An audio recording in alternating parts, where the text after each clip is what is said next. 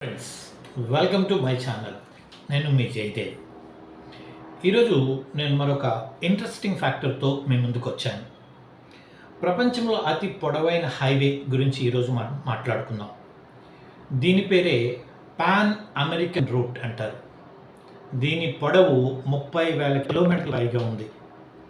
విచిత్రంగా ఇది ఈ పాన్ అమెరికన్ హైవే అనేది యునైటెడ్ స్టేట్స్లో అలస్కా నుంచి ప్రారంభించబడి అర్జెంటీనాలో టియోరా del ప్యూగోను కలుపుతుందన్నమాట.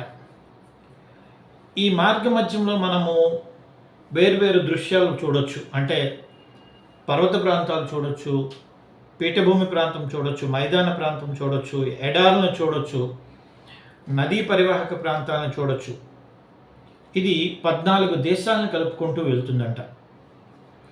Canada, United States, Mexico, Guatemala, El Salvador, Honduras, Nicaragua, Costa Rica, Panama, Colombia, Ecuador, Peru, Chile మరియు అర్జెంటీనాల్ని కలుపుకుంటూ ఇది వెళ్తుందన్నమాట. అంటే ప్రపంచంలో 14 దేశాలను కలుపుకుంటూ వెళ్తున్న ఏకైక హైవే అన్నమాట.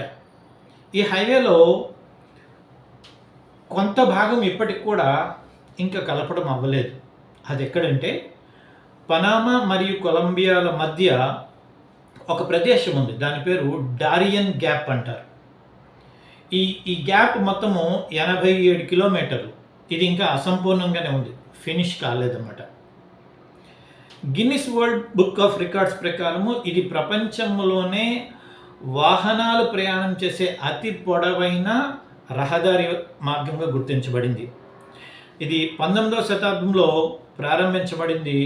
ఇప్పటికీ 30,000 కిలోమీటర్లు పొడవుగా ఇది విస్తరించింది.